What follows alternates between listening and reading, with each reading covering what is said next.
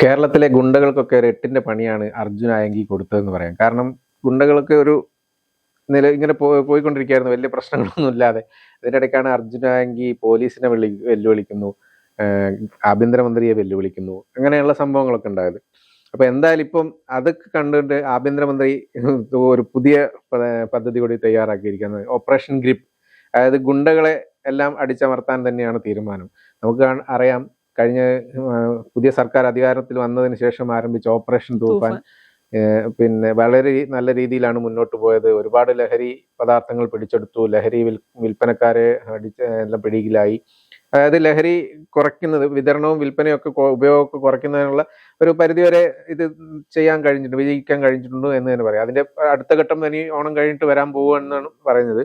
അതിന്റെ കൂടെയാണ് ഇപ്പോൾ ഓപ്പറേഷൻ ഗ്രിപ്പ് കൂടി വരുന്നത്. അതായത് ഗുണ്ടകൾ ഈ ലഹരി പദാർത്ഥങ്ങൾ ഉപയോഗിക്കുന്നതിൽ ഈ ഇങ്ങനത്തെ ആൾക്കാരൊക്കെ ഇതുമായിട്ട് ലിങ്ക്ഡ് ആയിരിക്കും ഒരു പക്ഷേ. എന്തായാലും ഈ ഒരു പുതിയ പദ്ധതിയോടുകൂടി കേരളത്തിലെ ഗുണ്ടകൾക്കിട്ട് ഒരു എട്ടിന്റെ പണി വരാൻ പോവുകയാണെന്നുള്ളത് തന്നെ മനസ്സിലാക്കാം. കാരണം അർജുന ആയങ്കി അന്വേഷിച്ച് പോയപ്പോൾ തന്നെ 25ഓളം ഇവരെ സുഹൃത്തുക്കൾ, ആയങ്കിയുടെ സുഹൃത്തുക്കളും അതിൽ ഗുണ്ടകളും ഒക്കെ ഉണ്ടെന്നാണ് പറയുന്നത്. അപ്പോൾ അത്രയും പേരെ ഓൾറെഡി കസ്റ്റഡി എടുത്ത് കഴിഞ്ഞു. ഇവരെ കസ്റ്റഡി എടുത്തത് കൂടാതെ അർജുൻ ആയങ്കിയെ ഇപ്പൊ പിടിയിലായതിനു ശേഷം കാപ്പ കേസ് ചുമത്തിയിട്ട്, കാപ്പ വകുപ്പ് ചുമത്തിയിട്ട് പുറത്തിറങ്ങാൻ പറ്റാത്ത രീതിയിൽ അകത്തിടാൻ തന്നെയാണ് ഉദ്ദേശിക്കുന്നത്.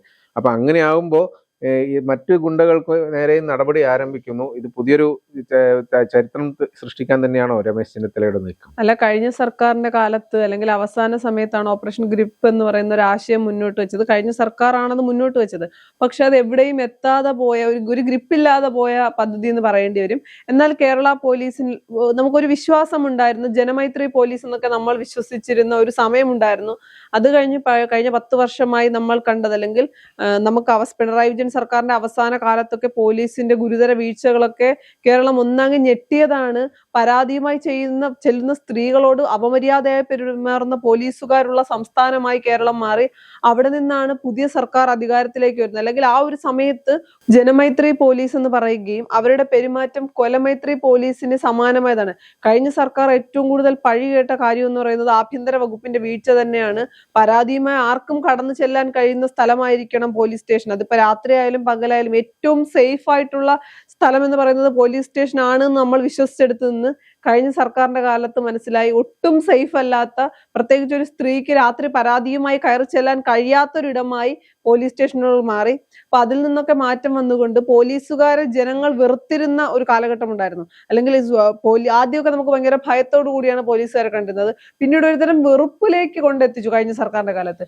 എന്നാൽ അതെല്ലാം മാറിക്കൊണ്ട് പോലീസിന് പുതിയൊരു ഇമേജാണ് ഓപ്പറേഷൻ തൂഫാൻ നൽകിയത്.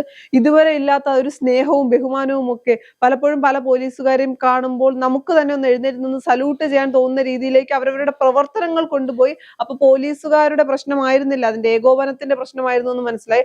അതിന് തൊട്ട് പിന്നാലെ ഓപ്പറേഷൻ തൂഫാൻ 100ൽ 100% വിജയിച്ചു എന്ന് തന്നെ പറയേണ്ടി വരും. ഒരു ആദ്യഘട്ടം കഴിഞ്ഞ് ഓണം കഴിയുമ്പോൾ അടുത്ത ഘട്ടം തുടങ്ങുമെന്നും ആഭ്യന്തരമന്ത്രി രമേശ് ചെന്നിത്തല പറഞ്ഞിട്ടുണ്ട്. ഇപ്പോൾ അർജുൻ ആയങ്കി അടക്കമുള്ള, അല്ലെങ്കിൽ അർജുൻ ആയങ്കി ഇതിനൊക്കെ ഒരു കാരണമായി എന്നേ ഞാൻ പറയും. അദ്ദേഹം വെല്ലുവിളിച്ചത് കൊണ്ട് തന്നെയാണ് ആഭ്യന്തര വകുപ്പ് മന്ത്രി അടക്കമുള്ളവർ ഈ ഒരു വിഷയം കുറച്ചുകൂടി സീരിയസ് ആയിട്ട് എടുത്തത്.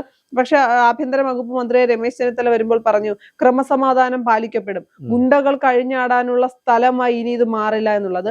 ഗുണ്ടകൾ എന്ന് പറയുമ്പോൾ ഇവർക്ക് പിന്നിൽ ശക്തമായ രാഷ്ട്രീയമുള്ള ആളുകളുണ്ട്.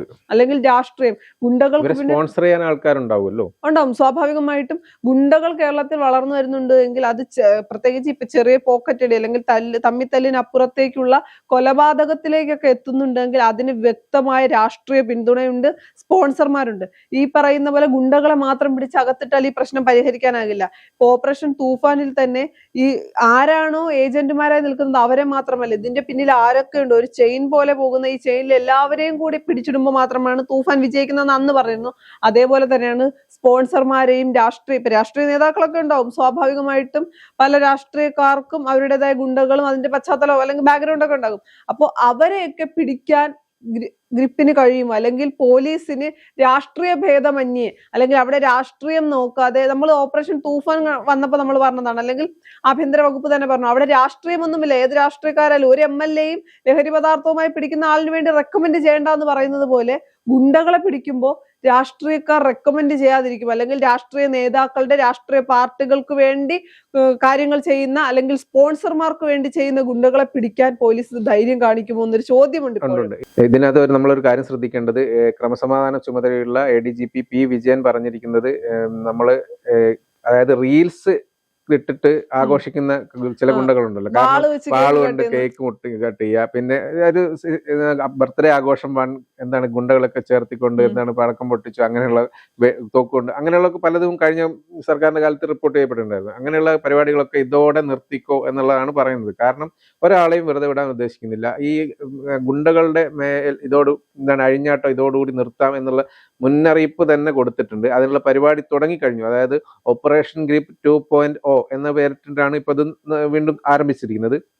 ഈ കഴിഞ്ഞത്തെ അറസ്റ്റിലോടുകൂടി തന്നെ കുറെ പേര് അറസ്റ്റിലായിട്ടുണ്ട്. കുറെ ഗുണ്ടകൾ അങ്ങനെയുള്ള അവരുമായി ബന്ധപ്പെട്ട ആൾക്കാരും അറസ്റ്റിലായിട്ടുണ്ട്. അപ്പൊ അതുകൊണ്ട് ഇതിപ്പോ ഈ പദ്ധതി ആരംഭിച്ചു കഴിഞ്ഞു. ഇനി വരാൻ പോകുന്നത് കുറച്ച് കട്ടിയുള്ള കാര്യമായിരിക്കും എന്ന് പ്രത്യേകം മുന്നറിയിപ്പ് കൊടുക്കുന്നുണ്ട്. എന്തായാലും P. വിജയൻ പക്ഷെ അതിന്റെ അകത്ത് പറയുന്ന ഒരു കാര്യം, അർജുനായങ്കിയുമായി ബന്ധപ്പെട്ട് തന്നെ ഫേസ്ബുക്ക് പോസ്റ്റിനടിയിൽ കമന്റ് ഇട്ടവരെയും ലൈക്ക് ചെയ്തവര് ഷെയർ ചെയ്തവരെയൊക്കെ ചോദ്യം ചെയ്യുക അല്ലെങ്കിൽ അറസ്റ്റ് ചെയ്യുന്ന തരത്തിലൊരു പ്രസ്താവന ഇറക്കിയിട്ടുണ്ട്. പക്ഷെ അത് കേരളം പോലെ ഒരു സംസ്ഥാനത്ത് നടക്കുന്ന ഒരു അത് പക്ഷെ അത്ര എളുപ്പമല്ല. ഞാൻ ആദ്യം സൂചിപ്പിച്ചതുപോലെ ഗുണ്ടകളെ അവരൊക്കെ അറസ്റ്റ് ചെയ്യുന്നല്ല ഉദ്ദേശിക്കുന്നത്, അവരുടെയൊക്കെ പശ്ചാത്തലം അന്വേഷിക്കും, അത് നോട്ടഡ് ആവും. കാരണം പക്ഷെ മറുവശത്തേക്ക് അവരെയൊക്കെ അറസ്റ്റ് ചെയ്യാൻ തുനിയുകയാണെങ്കിൽ അല്ലെങ്കിൽ അത്തരം കാര്യങ്ങളിലേക്ക് കടക്കാൻ കേരള പോലീസിന് കഴിയുമെന്ന് ഞാൻ കരുതുന്നില്ല. കാര്യം ഇന്നത്തെ കാലത്ത് സോഷ്യൽ മീഡിയയിലൂടെ ജീവിക്കുന്ന ആളുകളാണ്. അവർക്ക് അവരുടെ അഭിപ്രായം എവിടെയും പറയാം. ഇപ്പൊ എനിക്ക് അർജുനായെങ്കിൽ സപ്പോർട്ട് ചെയ്യാം, ഒപ്പോസ് ചെയ്യാം, അത് എന്റെ പേഴ്സണൽ ചോയ്സ് ആണ്. ഇനി ഞാൻ എന്തെങ്കിലും കുറ്റകൃത്യത്തിൽ പങ്കാളിയാണ് എങ്കിൽ എന്നെ അറസ്റ്റ് ചെയ്യാം, ചോദ്യം ചെയ്യാം. അല്ലാതെ ഞാനൊരു കമന്റ് അനുകൂലമായി ഇട്ടു അവരെ പിടിക്കുന്നു എന്നുള്ളതല്ല പറഞ്ഞത്. അതായത് പോലീസിനെ വെല്ലുവിളിച്ചുകൊണ്ട്, ആഭ്യന്തരമന്ത്രിയെ വെല്ലുവിളിച്ചുകൊണ്ട് അർജുനായെങ്കിൽ ഇട്ട പോസ്റ്റിന് അതിന് ലൈക്ക് ചെയ്യും അനുകൂലമായ കമന്റുകളോ ഇട്ടിട്ടുള്ള ആൾക്കാർക്ക് ഇതേ ഒരു നേച്ചറുള്ള ആൾക്കാരായിരിക്കും. കാരണം ഇവർക്കും ഈ ഒരു ക്രിമിനൽ പശ്ചാത്തലമുള്ളവരാണെങ്കിൽ അവരെ കൂടി അന്വേഷിക്കും. കാരണം ഇനി ഭാവിയിലും പല കേസുകളിൽ ഇവർ ബന്ധപ്പെടും എന്നുള്ളത് അറിയില്ല. പക്ഷെ അപ്പോഴും മറ്റൊരു കാര്യം ചിന്തിക്കണം. കമന്റ് ഇടുന്നവരുടെ ക്രിമിനൽ പശ്ചാത്തലം പരിശോധിക്കുന്ന അല്ലെങ്കിൽ പരിശോധിക്കാൻ പോകുന്ന കേരള പോലീസ് ഗ്രിപ്പ് എന്ന പുതിയ പദ്ധതിയുമായി ഗ്രിപ്പ് 2.0 വലിയ മാറ്റങ്ങൾ കൊണ്ടുവരാൻ തുനിഞ്ഞിറങ്ങുന്ന കേരള പോലീസ് ഗുണ്ടകൾക്ക് പിന്നിലുള്ള സ്പോൺസർമാരിലേക്ക് എത്തുമോ, രാഷ്ട്രീയ പാർട്ടികൾക്ക് അല്ലെങ്കിൽ രാഷ്ട്രീയക്കാരിലേക്ക് എത്തുമോ? ഇപ്പൊ കോൺഗ്രസുമായി ബന്ധപ്പെട്ട് K. സുധാകരൻ തന്നെ ഓപ്പറേഷൻ തൂഫാനുമായി ബന്ധപ്പെട്ട് നടത്തിയ യോഗത്തിൽ ഗുണ്ടകൾ പങ്കെടുത്തിരുന്നു എന്നൊരു ആക്ഷേപമുണ്ടായിരുന്നു. അങ്ങനെയാണെങ്കിൽ സ്വന്തം പാർട്ടിയിലുള്ള ആഭ്യന്തര വകുപ്പ് മന്ത്രിയുടെ പാർട്ടിയിലുള്ള ആളുകൾ പോലും പ്രതിരോധത്തിലാകുന്ന സാഹചര്യം ഉണ്ടാകും.